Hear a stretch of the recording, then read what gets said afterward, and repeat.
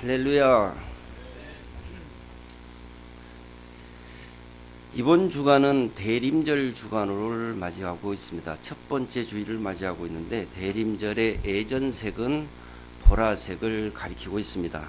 4주간 예수님의 성탄을 다시 오심을 기다리는 주간으로 첫 번째 주간을 맞이하고 있는 우리 일터에서 오늘 드리게 된 이 예배 주님께서 기뻐 흥명하실 줄 믿습니다.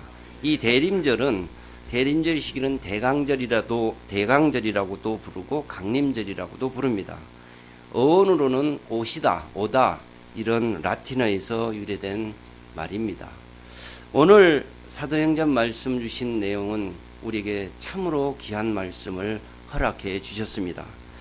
우리 지난주에 나누었던 말씀은 일터 그리스도인의 품성을 우리가 나누었던 것과 마찬가지로 오늘 주신 우리 하나님 말씀은 우리에게 주신 열정의 품성을 제목으로 우리에게 허락해 주셨습니다. 113년 전 1907년 평양에서는 서울에서 한반도 전역에서 한국교회 대부흥이 일어나고 있었던 시절입니다. 당시 선교사님들은 오늘 복음을 전하고 내일 그만둘 사람인 양 정말 미친 듯이 복음을 전했습니다. 그 복음을 우리는 받아든 한국교회 성도님들은, 선교사님들은 그 열정을 본받아 각기 자기가 서 있는 그 자리에서 자기 자리에서 미친 듯이 복음을 전했다고 하는 것입니다. 당시에 대구 경북 지역에서 전도하던 아담스 선교사라고 계십니다.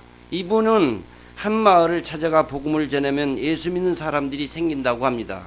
그 마을에 교회를 세우고 또 다음 마을로 떠나면 믿음 좋고 글씨 읽을 만한 한 분을 선택해서 그분을 조사라고 지칭을 하고 조사라는 이름을 붙였다고 합니다.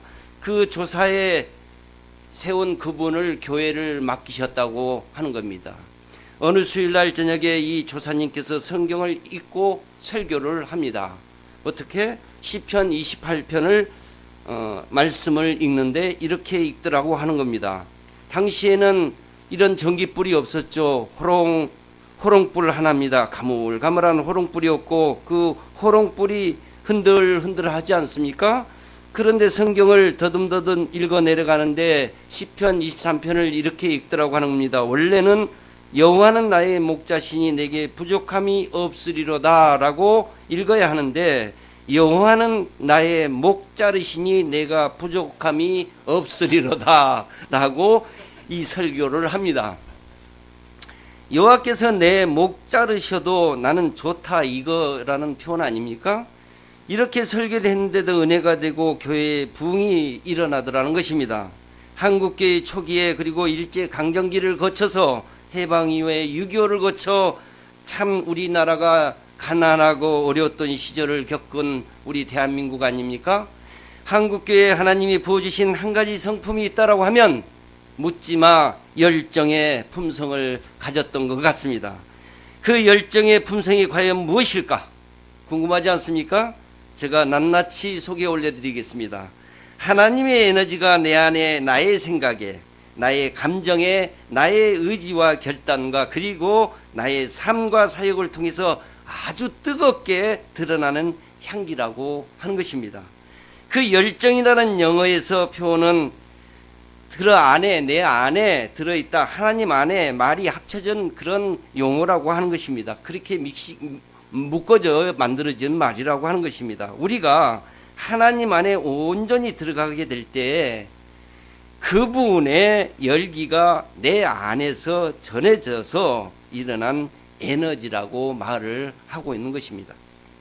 우리말로 열정을 번역될 수 있는 헬라의 단어들이 몇 단어들이 있는데 히브리의 단어들이 있습니다. 이 말을 또 종합해보면 이렇습니다. 하나님 플러스 하나님의 사람들 플러스 하나님을 섬기는 사역자들을 향한 불타는 심정을 말하고 있다고 하는 것입니다. 그래서 열정의 품성이라고 할 때 과연 무엇보다 우선되는 기준이 있습니다. 그 첫 번째가 촛대가 어디가 있어야 되느냐? 하나님을 향한 열정이라고 하는 것입니다. 그 말씀이 어디에 들어있냐면 로마서 12장 9절 10절 말씀인데 열심을 품고 주를 섬기라 라고 기록합니다. 주님을 섬겼는데 열정이 품성이 필요하다는 것입니다. 두 번째 표대는 하나님의 사람들을 향한 열정이라고 하는 것입니다. 베드로전서 4장 8절에 이렇게 기록합니다. 무엇보다도 뜨겁게 서로 사랑하고 뜨겁게 서로 사랑할지니 사랑은 허다한 죄를 덮느니라 라고 말씀해 주고 있습니다. 무엇보다도 뜨겁게 서로 사랑할지니 열정의 품성을 가지고 내 가족을 사랑하라고 하는 것입니다. 우리 회사 내 공동체원들을 또 내 자녀들을 사랑하라고 해주고 계시는 말씀입니다. 세 번째 표대는 몸된 우리 솔로몬 일터교회 잠누스 솔로몬 서치를 향한 열정이라고 주신 내용입니다.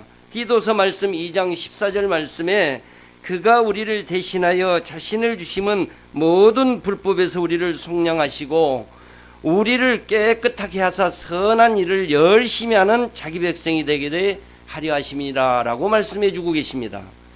주님이 우리를 구원하신 것은 선한 일을 열심히 하는 백성이 되라고 우리에게 주신 것입니다. 네 번째 표대는 회개와 기도의 열정을 우리에게 주셨습니다. 라오디아계의 교회를 향하여 계시록의 말씀에 3장 15절 말씀에 이렇게 기록합니다. 내가 내 행위를 아느니 내가 차지도 아니하고 뜨겁지도 아니하고 내가 차든지 뜨겁든지 하기를 원하노라 라고 말씀해 주십니다. 차지도 아니하고 뜨겁지도 아니해서 하나님이 몹시 싫어합니다. 뜨겁게 교회를 사랑하고 뜨겁게 기도하라고 하는 것입니다. 다섯 번째 표대입니다. 마지막으로 이 다섯 번째는 고난이 있어도 박해가 있어도 시련이나 환란이 있어도 그 열정이 식어지면 참된 믿음이 아니라고 말씀해 주고 계십니다.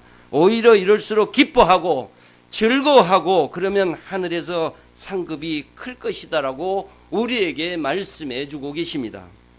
그래서 우리는 어떻게 삶의 현장에서 우리는 적용해서 실천해야 될까요? 그 결론이 바로 미쳐 산 내 인생이 돼야 된다. 이렇게 우리에게 말씀해 주고 계시는데 옛말에 이런 말이 있지 않습니까? 미친놈이 곰을 잡는다라는 이런 말이 있습니다. 벌써 오래전 디지털 혁명을 일으킨 인텔사의 앤드류 그루브 회장이 미친 듯이 사는 열정의 사람들이 세상을 정복한다라고 말을 했습니다. 성경의 믿음을 가지고 하나님을 섬기다가 미쳤다는 얘기를 들은 사람이 종종 참 많이 있습니다. 노아의 기준을 볼까요? 산꼭대기 위에 하나님의 명령을 따라서 방주를 지었습니다. 마을 사람들이 다 미쳤다고 말했지요. 요한복음에 보면 마을 사람들이 예수님께 미쳤다고 손가락질을 했습니다. 요한복음 10장 20절 말씀에 그 중에 많은 사람이 말하되 그가 귀신 들려 미쳤거늘 어찌하여 그 말을 듣느냐 하며 라고 기록합니다. 마가복음에 보면 예수님의 가족들이 예수님이 미친 줄 알고 예수님을 찾아 나선 것을 볼 수가 있습니다. 마가복음 3장 22절에 그 기록이 있는데 예수의 친족들이 듣고 그를 붙들어 나오니 이는 그가 미쳤다 함이러라 라고 기록합니다. 오순절 다락방에 성령 강림이 임했습니다. 성령 충만했던 초대교회 성도님들이 미쳤다는 얘기를 많이 들었습니다. 그 기록이 사도행전 2장 4절에 기록하고 있는데 그들이 다 성령의 충만함을 받고 성령이 말하게 하심을 따라 다른 언어들로 말하기를 시작하니라 라고 기록하고 증거가 남겨져 있습니다. 우리가 그렇지 않습니까? 헤드헌팅이 미쳤다 그러면 헤드헌팅이 미친 사람입니다. 그 미친 사람이 효율을 많이 내더라고요. 또 다른 예를 좀 적용해 볼까요? 우리 찬양을 드렸던 우리 김승규 선교사는 일생평생 찬양을 드리는 찬양 선교사입니다. 그게 뭐냐? 음악에 미친 사람이 음악가가 된다고 하는 것입니다. 문학에 미친 사람이 문학가가 됩니다. 영화에 미친 사람은 영화인이 됩니다. 하나님에게 미친 사람들은 어찌 됩니까? 하나님의 사역자가 된다고 하는 것입니다. 저는 이 법인을 30대 중반에 5, 6대 이 법인을 세웠습니다. 인재 코디네이터 4, 50명을 공동체 동역자로 묶어서 일을 할 때 지금 우리 같이 동역하고 있는 김기목 부사장님이 우리 회사에 오십니다. 오셔서 저에게 그럽니다. 점심 식사를 하는 도중에 4, 50명 가지고 경영하기가 굉장히 어렵겠습니다. 100명으로 늘립시다. 그때 아마 100명을 늘린다. 우리 공동체를 만든다. 이 상상이 안 되는 일이었습니다. 한번 상상을 해보십시오. 어려웠던 그 시절에 인재 코디네이터 100명이 될 때까지 오직 기도하며 이 일에 복음을 전하는 일에 우리 공동체원들을 섬기는 일에만 저는 온 힘을 다해서 지난 22년간을 달려와 오늘에 이른 겁니다. 이 부족한 종에게 하나님께서 부으신 품성 하나가 있다 하면 오늘 제목처럼 아마 열정의 품성일 거라고 저는 생각을 해봤습니다. 무엇에 미쳐야 하나? 그러면은 우리는 무엇에? 사도행전 16강 본문을 보면은 이렇게 기록합니다. 아시아에서 사도 바울과 실라가 복음을 전하고 있었습니다. 유럽에서 한 사람이 환상 중에 이리 와서 우리 좀 살려주세요, 이리 와서 우리 좀 살려주세요, 도와주세요 라고 그 환상을 보고 이분들은 어디로 가느냐? 유럽으로 달려갑니다. 빌립보가 유럽의 첫 성이었습니다. 복음을 전하는데 귀신 들려 점쟁이가 된 사람이 있었습니다. 사도 바울 일행을 알아보고 소리를 질러댑니다. 할 수 없이 뒤를 돌아서서 오늘 본문의 16장 18절 말씀입니다. 예수 그리스도 이름으로 내가 네게 명하노니 그에게서 나오라 하니 귀신이 즉시 나오니라 라고 말씀을 합니다. 이를 이용해서 돈을 벌이를 하던 종의 주인이 사도 바울 일행을 어떻게 합니까? 고소질을 합니다. 매질을 했습니다. 그리고 로마 재판관들이 매질을 해서 감옥에 가두는 장면이 오늘 본문에 등장합니다. 낮에 맞은 그 자국이 피멍이 들어 아리고 쓰리고 고통스럽습니다. 잠을 잘 수가 없었더랍니다. 이리 뒤척 저리 뒤척하는 신라를 이 사도 바울이 깨웁니다. 이복의 신라 일어나 찬송할세. 찬송하는 사이에 옥문이 확 열려집니다. 간수를 만나게 됩니다. 이 간수에게 복음을 전하는 내용이 우리 초대교회 복음의 핵심 코어 캐리그마라고 하는 사실입니다. 오늘 사도행전 16장 31절 말씀 보시겠습니다. 주 예수를 믿으라 그리하면 너와 내 집이 구원을 받으리라 라고 말씀해 주고 계십니다. 그렇습니다. 첫 번째 내용을 한번 보실까요? 제 곁에 사도 바울 선생님이 계시면 한번 물어보고 싶은 말이 있습니다. 이런 내용을 물어보고 싶습니다. 선생님, 오늘 본문에 미친 사람들이 참 많이 있습니다. 귀신에게 미친 여종이 나오는가 하면, 돈벌이에 미친 주인이 있는가 하면 노마이라고 편견에 사로잡혀 있는 재판관들이 나옵니다. 우리 삶 속에서 이 말씀을 듣고 적용해 보세요. 상상을 해보세요. 바울 선생님도 미친 것 같은데 아시아에서 편안히 복음을 전하면 될 터인데 이렇게 복음의 문이 꽉 묶여있는 유럽에 와서 이 고생을 하십니까? 사도 바울 선생님이 답변을 합니다. 웃으며 이렇게 답변합니다. 이보게, 복음을 전하는 일, 하나님을 섬기는 일, 교회를 섬기는 일은 내 열정으로 하는 게 아니라 내 결심으로 하는 게 아니라 나도 아시아에서 열매 맺으면서 편안히 복음을 전하고 싶었지. 그런데 성령이 나를 유럽으로 몰아낸 거 아닌가. 성령이. 나는 성령에 잡힌 사람이야. 성령에 미친 사람이야. 성령의 사람일세. 복음 전도, 교회 섬기는 일, 하나님을 섬기는 일은 성령의 사람들만이 할 수 있는 거야. 이렇게 답변을 했다고 하는 것입니다. 하워드 스나이더라고 하는 분 한국교회에 와서 이런 얘기를 합니다. 한국교회가 하나님의 사랑 가운데 있다는 진단을 합니다. 그 대신 옹기장이가 진흙이 말랑말랑하고 수분이 많이 남아있을 때 새롭게 빚을 수 있었는데 수분이 말라버리면 진흙은 더 이상 빛을 빚을 수가 없다라고 하는 것입니다. 한국교회가 한번 더 성령으로 충만해지면 말랑말랑해버린 이 수분 가득한 진흙처럼 성령의 수분에 충분히 적셔져 있으면 우리 하나님이 아직도 한국교회를 새롭게 이 민족을 세계 열방의 왕같은 제사장 국가로 쓰실 수 있다고 하는 것입니다. 하나님이 쓰는 사람들은 어떤 사람들이냐? 성령의 사람들이라고 하는 것입니다. 두 번째, 사도 바울께 이렇게 질문을 해보고자 하는 것입니다. 어떻게? 선생님, 빌립보에 온 것까지는 그렇다고 치고 악기에 붙잡힌 요정 하나 못 본 채 했다고 해서 누가 책 잡을 사람도 없고, 그 귀신 들린 요정 하나 고쳐줬다고 표창장 줄 일도 아닌데 그냥 복음이나 전하면 될 것이지 왜 긁어서 부스럼을 냅니까? 복음전도 설교나 열심히 하시지요. 사도 바울이 오늘 본문 18절에서 대답을 해주고 계십니다. 어떻게? 심히 괴로워. 처음에는 나도 그렇게 그냥 지나쳐 보았지. 그랬더니 그리스도의 사랑이 내 눈을 감겨주지 않았어. 그 처참한 모습을 생각할 때마다 밤잠을 이룰 수가 없었어. 하나님의 사람이 누구인가? 그리스도의 사랑에 붙들린 사람이야.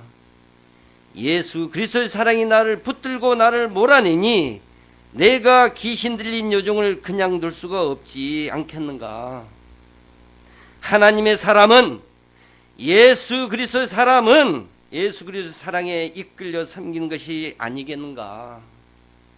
나는 예수 그리스도의 사랑에 붙잡힌 사람이야.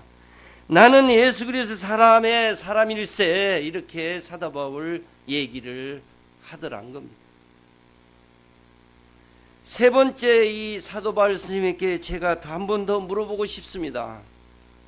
복음을 전하는 거야 평생 할 일이신데 오늘 복음 전하고 말 사람인 것처럼 새벽부터 저녁까지 집에 있으나 길거리에 가나 성전에 있으나 밥을 먹으나 못 먹으나 몸이 건강하나 병드나 자유하는 몸이거나 감옥에 갇히거나 풍람을 만나거나 어떤 고난과 시련이 있어도 이렇게 미친 듯이 복음을 전할 이유가 무엇입니까? 사도 바울 선생님이 대답을 합니다. 어떻게? 이게 내 사명인 것을 어떻게 하겠는가? 이게 내 사명인지 어떻게 하겠는가? 하나님의 사람은 하나님의 사명의 사람이 아니겠는가? 하나님의 사람은 하나님의 말씀을 붙잡힌 사람이 아니겠는가? 나는 미쳤다면 말씀에 미친 사람일세. 나는 미쳤다면 사명에 미친 사람일세. 성령의 사람, 예수 그리스도의 사랑의 사람, 사명의 사람, 말씀의 사람이 하나님의 사람인 것입니다. 그렇습니다. 우리는 일제 강점기에 최건농이라고 하는 사람을 기억할 수 있을지 모르겠습니다만 이런 목사님이 계십니다. 하도 권능이 많아서 권능입니다. 이분이 복음을 전하는데 시장바닥 이 골목 저 골목 뛰어다니면서 예수 천당 이렇게 치고 다니니까 예수 믿는 사람들이 많아졌다고 하는 것입니다. 한 번은 일본 경찰서장이 말을 타고 지나갑니다. 서장님께서 복음을 전해야 되겠는데 생각하고 뒤에 따라옵니다. 그 서장을 대고 예수 천당 이렇게 서장이 아무런 반응을 보이지 않으니까 결심을 하고 가까이 다가서 타고 가는 말 귀에다 대고는 예수 천당 하니까 이 소리 질렀던 말이 놀래서 옆발을 쳐들고는 사이에 서장이 말 등에서 툭 떨어집니다. 영감정이 끌고 오느라 순사들이 최건능 목사님을 끌고 경찰서에 들어갑니다. 서장이 발로 지근지근 밟습니다. 발로 걷어찹니다. 아이야 대신에 뭐라고 표현하냐? 예수 이렇게 밟히니까 천당 그러더라고요. 이복의 영감, 밟아도 예수고 발로 걷어차도 천당이요. 먼지를 털고 일어서면서도 웃으면서 말합니다. 서장님, 제 머리부터 발끝까지 나는 예수로 꽉 차 있어요.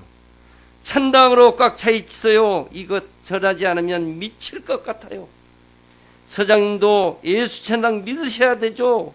발로 걷어차고 밟으니까 내 속에 꽉 차 있던 예수 천당이 빠져나오지 않소. 사도 바울은 예수에 미친 사람이었습니다. 우리 주변에 미치지 않는 사람이 누가 있습니까? 돈에 미친 사람, 인기에 미친 사람, 명예에 미친 사람, 권력에 미친 사람, 정욕에 미친 사람, 욕심이 꽉 차 미친 사람, 너도 나도 미친 사람들입니다. 하나님의 사람들은 바르게 미친 것입니다. 바른 곳에 미친 사람들이 하나님의 사람들이라고 하는 것입니다.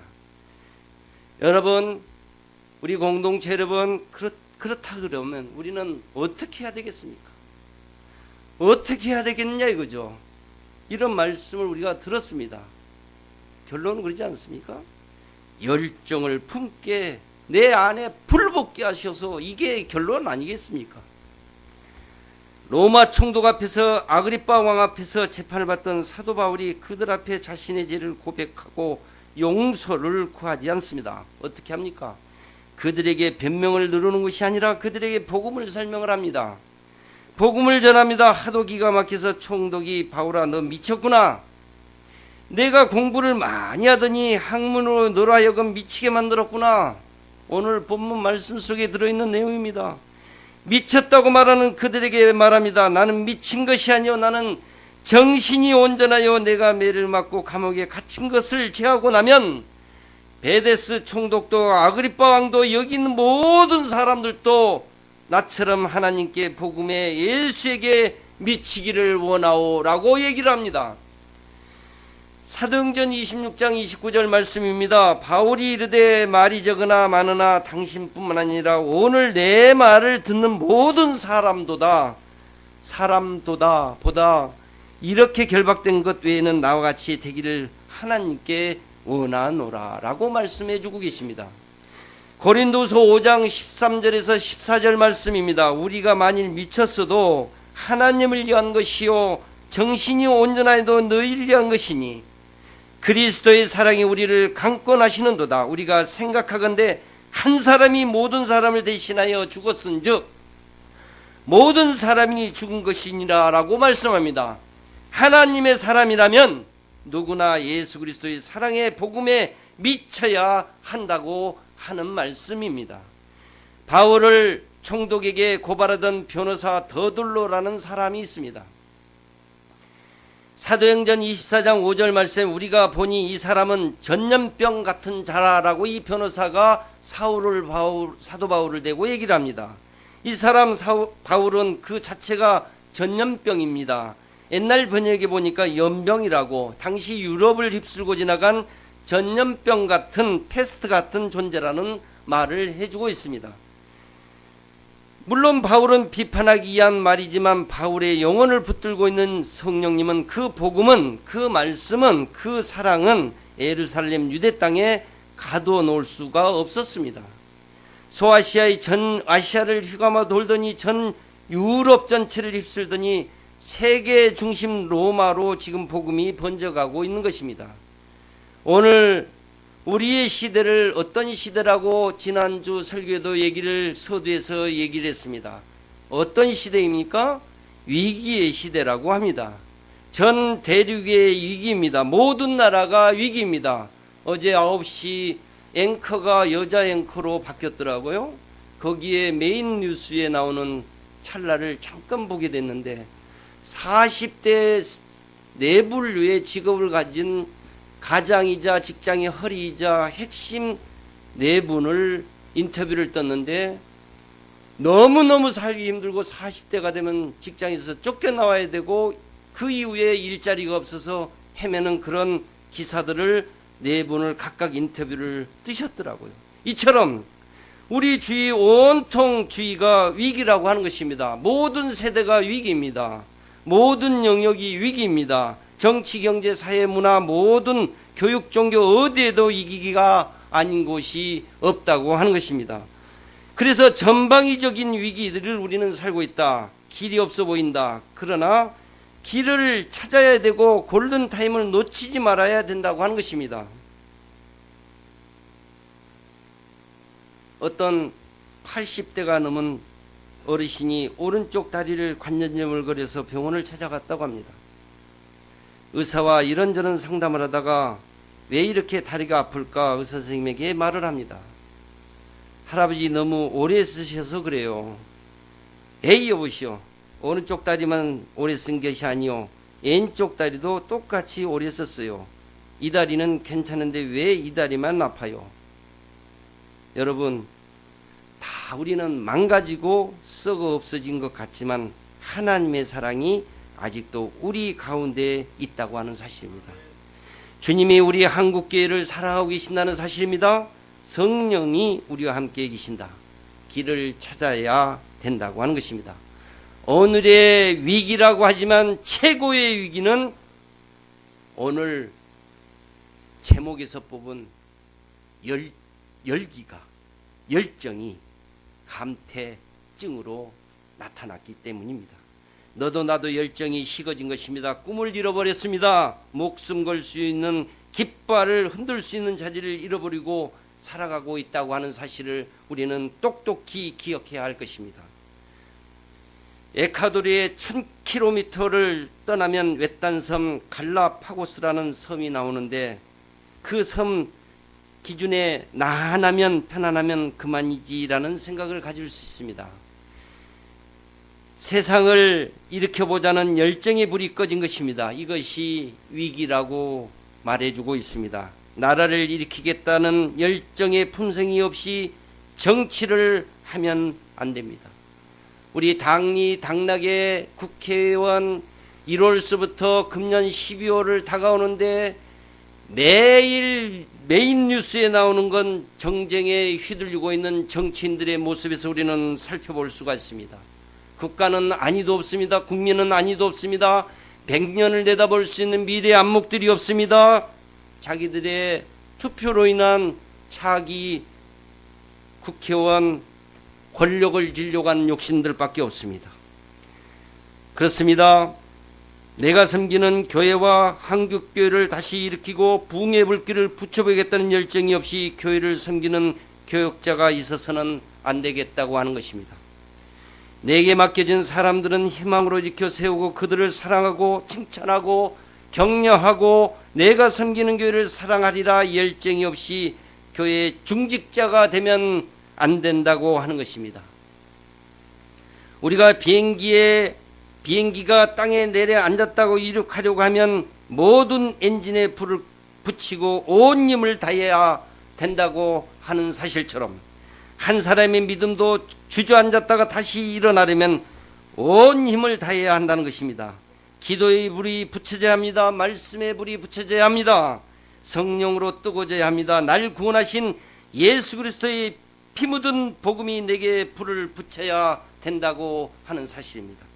가정이 희망으로 일어나고 우리 잠누스 솔로몬 서치 이 사랑의 공동체가 회복이 되고 희망으로 일어나고 우리 시대가 다시 일어나기를 위해서는 모든 전 분야 영역에 있는 사람들이 너도 나도 모든 자리에서 불이 붙여져야 된다고 하는 사실입니다. 대한민국 이 나라 지금 겪고 있는 위기는 정말 전방위적인 위기라고 말할 수가 있습니다. 열정의 품성이 불이 붙여져야 됩니다. 대통령의 심장에, 청와대의 불이 붙여져야 합니다. 기업인들 심장 속에 불이 붙여져야 합니다. 목사님들, 종교인들 심장에 불이 붙여져야 합니다. 정치인들 심장에 불이 붙어야 합니다. 다음 세대를 일으키는 선생님들 심장에 불이 붙어야 한다고 하는 것입니다. 모든 국민 애국의 불이 붙어져야 합니다. 오늘 우리 교회 잠뉴스 솔로몬 서치에 불이 붙고 전도에 불이 붙어야 하는 것입니다. 기업인들 우리 모두 할 수 있다. I can do it. 자신감에 불이 붙어야 된다고 하는 사실입니다. 대통령 위정자들은 국민의 희망을 꺾고 청소년들의 희망을 꺾어서는 안 된다고 하는 사실입니다. 희망의 불을 붙여야 됩니다. 일어날 수 있습니다. 다시 시작할 수 있습니다.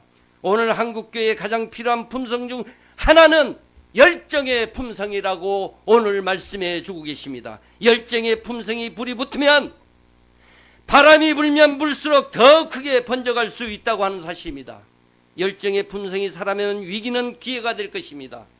말씀에 교회 사랑에 예수 사랑에 미친 열정의 품성은 나를 일으키고 공동체를 일으키게 된다고 하는 사실입니다.